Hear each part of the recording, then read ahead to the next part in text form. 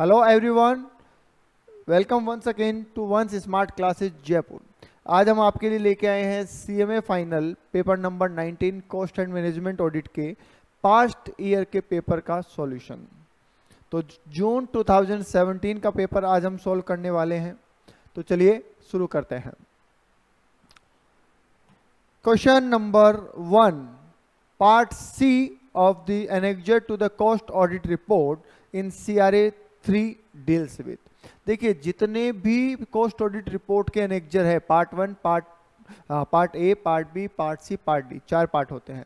Part A के अंदर general information आती है, पार्ट बी जो है वो मैन्युफैक्चरिंग जो इंडस्ट्री है उससे रिलेटेड होता है, और पार्ट सी जो है वो सर्विस सेक्टर से रिलेटेड होता है, और पार्ट 4 जो है वो प्रोडक्ट एंड प्रॉफिटेबिलिटी से रिलेटेड होता है। इन चारों पे क्वेश्चन आना एग्जाम में तय है, इसलिए इन चारों को सीक्वेंस के हिसाब से याद कर लीजिए, ठीक है। अभी हमें बोला गया कि पार्ट सी किससे डील करता है, तो जैसा मैंने अभी आपको बताया, सर्विस सेक्टर से। पार्ट सी जो है वो सर्विस सेक्टर के साथ डील करता है। आगे आइए sir. Question number 2, cost accounting standard 8 is cost accounting standard on. Cost accounting standard के नाम आपको याद करने को बोले थे, ठीक है। तो CS 1 से लेके 24 तक आपको सारे नाम याद होने चाहिए। 8 जो है वो यूटिलिटीज की कॉस्ट के साथ डील करता है, तो आंसर हो जाएगा हमारा बी, यूटिलिटी। जैसे कि स्टीम, वाटर, कंप्रेस्ड एयर, इन सबको क्या बोलते हैं, यूटिलिटी बोलते हैं। तो उनकी कॉस्ट का जो ट्रीटमेंट है वो CS 8 में दे रखा है। आगे आइए sir. Under the generally accepted cost accounting principle, the cost of cane supplied from own farm to the sugar mill is treated as. मतलब आपकी खुद की शुगर मिल है, आपके खुद के खेत हैं, और वहां से आप गन्ना सप्लाई करते हैं शुगर बनाने के लिए, तो उसकी कॉस्ट को कौन सी कॉस्ट में शामिल करेंगे? क्या वो डायरेक्ट मटेरियल कॉस्ट है, क्या इनडायरेक्ट मटेरियल है, क्या प्रोडक्शन ओवरहेड है, क्या एडमिनिस्ट्रेटिव ओवरहेड है? बड़ा ही आसान क्वेश्चन है सर। शुगर बनाने के लिए शुगर केन की सप्लाई क्या है? डायरेक्ट मटेरियल कॉस्ट है। उसको मतलब उसको लाने की ये सारी कॉस्ट डायरेक्ट मटेरियल कॉस्ट में ही आएगी। Question number 4, constitution of audit committee by board of director is mandatory for. Constitution of audit committee section आता है कंपनीज एक्ट का 177, याद होगा आपको। तो अकॉर्डिंग टू 177 सेक्शन कई कंपनियां ऐसी हैं जिन्हें ऑडिट कमेटी बनाना मैंडेटरी होता है। तो सर किसको बनाना जरूरी है? पहला ऑप्शन कह रहा है ऑल कंपनीज। नहीं, सभी को बनाना जरूरी नहीं होता। जिनके कुछ turnover criteria, paid up capital criteria और लोन्स के क्राइटेरिया फुलफिल होता है, उन्हीं को बनाना जरूरी होता है। तो ये तो आंसर गलत हो जाएगा। दूसरा कह रहे हैं all listed company only. Listed company को तो बनाना ही है, उसके अलावा जो कंपनियां हैं उनको भी ऑडिट कमेटी बनानी है, अगर वो उनका जो प्रेस्क्राइब लिमिट से ऊपर उनकी पेड अप कैपिटल, टर्नओवर या फिर लोन्स बोरोइंग्स चले जाते हैं। तो ओनली वर्ड लिखने की वजह से ये ऑप्शन हमारा गलत हो गया है। तीसरा पॉइंट कह रहा है all listed company and those prescribe under the companies meeting of board and it's power rules only. Yes, ये हमारा सही जवाब हो जाएगा कि लिस्टेड को तो बनाना ही बनाना है, उसके अलावा भी कुछ कंपनियों को बनाना है जो कि सर्टेन कंडीशंस फुलफिल करती है। ऑल पब्लिक कंपनी ओनली, नहीं, गलत हो जाएगा।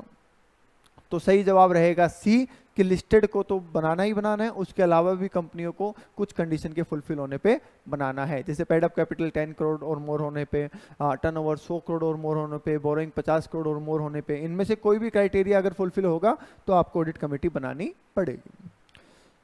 5, कॉस्ट ऑडिटिंग स्टैंडर्ड 102। मैं लास्ट के पेपर सॉल्विंग में भी बता चुका हूं, फिर से बता देता हूं।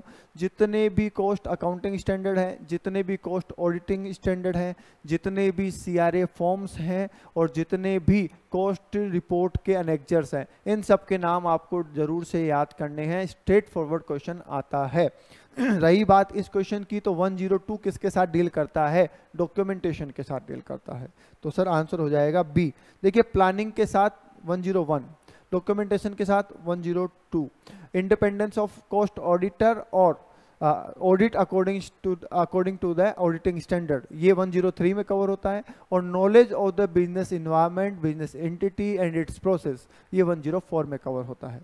तो यहाँ पे आंसर हो जाएगा ठीक है, देखो ये 101 है, ये 102 है, ये 104 है और ये 103 है, इस तरीके से। तो आंसर हो जाएगा बी 102 कॉस्ट ऑडिट डॉक्यूमेंटेशन।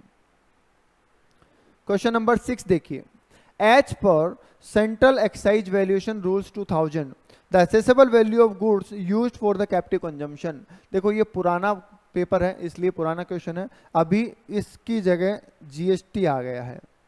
ठीक है, तो जीएसटी रूल्स 2017 के हिसाब से आपसे पूछा जाएगा। ठीक है, अब जीएसटी में वैसे तो कैप्टिव कंजम्पशन नाम की कोई चीज़ नहीं है, पर फिर भी इसके लिए एक रूल डिफाइन किया गया है कि अगर वैल्यूएशन नहीं हो पा रहा है किसी तरीके से तो 110% ऑफ कॉस्ट ऑफ प्रोडक्शन आप ले सकते हैं।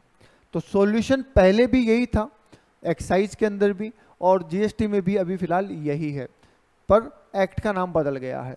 तो 110% ऑफ कॉस्ट ऑफ प्रोडक्शन, मतलब पहले हम कॉस्ट ऑफ प्रोडक्शन निकालेंगे, उसका 110% करेंगे, that will be our assessable value, और जिस पे जीएसटी चार्ज होगा। Next, a cotton textile mill had cumulative wastage percentage. Cumulative wastage percentage मतलब पहली प्रोसेस में जाएगा 8% वेस्ट, उसका आउटपुट दूसरी प्रोसेस में जाएगा 6% वेस्ट, उसका आउटपुट तीसरी में जाएगा 4% वेस्ट। तो इस तरीके से ये चलता रहेगा। तो आपको ये बताना है कि अगर 100 kg of cotton in blow room डाला जाए, मतलब स्टार्टिंग में 1000 यूनिट का अगर इनपुट, ऐसा बोल सकते हैं आप कि इनपुट अगर 1000 यूनिट का डाला जाए तो आउटपुट क्या होगा, ये आपको बताना है।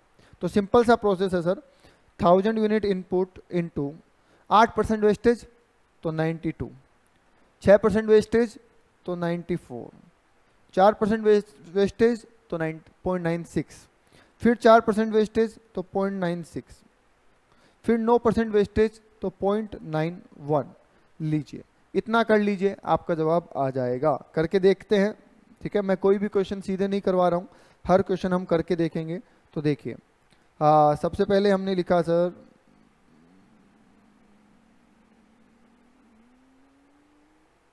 1000 multiply by 0.92 into 0.94 into 0.96 into 0.96 again into 0.91, तो ये आ रहा है 725.269। तो ये आंसर हो जाएगा 725.269। तो राइट आंसर हो जाएगा ये 725.27। ये हमारा सही जवाब हो जाएगा। समझ गए? डन। आगे आ जाइए sir. Question number 8, operational audit can lead to better management with the focus on. Same question past year के जो हमने पहले पेपर मैंने आपको सोल्व करवाए उसमें आ चुका है। आंसर है risk identification and process improvement.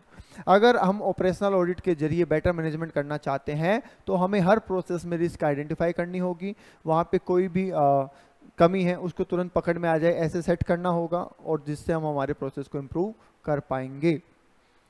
Next आ जाइए, question number 9, A shoe manufacturing company has plant capacity of producing 700 shoes per shift। एक शिफ्ट में 700 शूज बनाने की कैपेसिटी है। During the year working day है 300, 3 शिफ्ट में चलता है, 8 घंटे की एक शिफ्ट रहती है।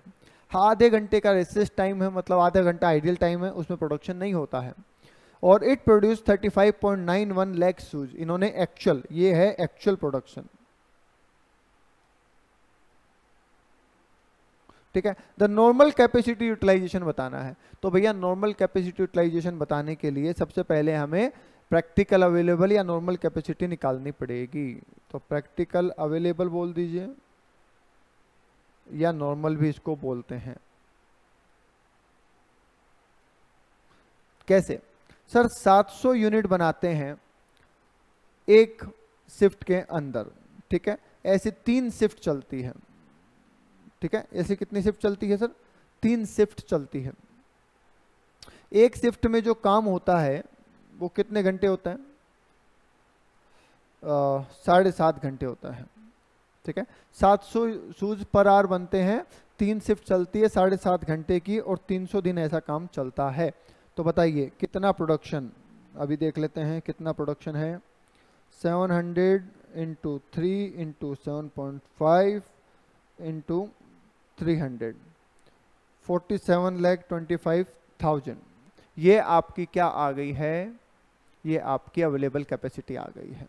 जबकि आप कितना काम कर रहे हैं, आप कितना काम कर रहे हैं, कितना प्रोडक्शन कर रहे हैं आप, तो सर हम तो कर रहे हैं 35.91 लाख। तो यूटिलाइजेशन कितना है, तो यूटिलाइजेशन देख लीजिए कंपेयर टू द नॉर्मल, तो हम कहेंगे actual upon practical available capacity into 100। Sir actual है 35,91,000, जबकि प्रैक्टिकल है 47,25,000 इंटू 100। तो अभी देख लेते हैं कितनी कैपेसिटी आप यूटिलाइज कर रहे हैं। तो 3591 डिवाइड बाय 47.25, तो ये आ रहा है 76%। तो आंसर हो जाएगा आपका बी। देखिए ये नॉर्मल कैपेसिटी यूटिलाइजेशन पूछा है, इसलिए हमने नॉर्मल कैपेसिटी पे निकाला है। आप में से कई लोगों के मन में एक सवाल आ सकता है कि सर एक्चुअल कैपेसिटी यूटिलाइजेशन तो इंस्टॉल्ड कैपेसिटी पे निकलता है, पर हमसे वो नहीं पूछा ना, हमसे तो नॉर्मल कैपेसिटी यूटिलाइजेशन पूछा है, तो इसलिए हमने नॉर्मल कैपेसिटी के ऊपर इसको कैलकुलेट किया है। वरना हम करते actual upon installed capacity into 100, तो एक्चुअल कैपेसिटी यूटिलाइजेशन निकल के आ जाता, राइट। चलिए last point, question number 10। Proprietary audit in the context of government audit seeks to ensure that. Proprietary audit मैंने आपको बताया था कि जब गवर्नमेंट का पैसा खर्च होता है तो गवर्नमेंट ये चाहती है कि आप पैसे का इस्तेमाल ऐसे करें जैसे आप अपने खुद के पैसे को खर्च करते टाइम करते हैं। एवरी जो भी आपका पैसा खर्च हो रहा है उसकी आपको पाई पाई वसूल होनी चाहिए, पैसे का वेस्टेज नहीं होना चाहिए, किसी भी प्रकार से गलत मिस अप्रोप्रिएशन ऑफ फंड नहीं होना चाहिए। ये सब बातें आपको ध्यान रखनी है। देखते हैं यहाँ पे क्या ऑप्शन है। Public money are not spend for the benefit of particular person. Yes, public money का इस्तेमाल किसी पर्टिकुलर पर्सन के लिए नहीं होना चाहिए। Public officer should exercise same vigilance as in the respect of expenditure of his और हर ओन मनी। जैसे आप अपने खुद के पैसे को खर्च करते टाइम पे ध्यान रखते हैं, बार्गेनिंग करते हैं, वैसे ही आपको गवर्नमेंट के पैसों को खर्च करते टाइम पे भी करनी चाहिए।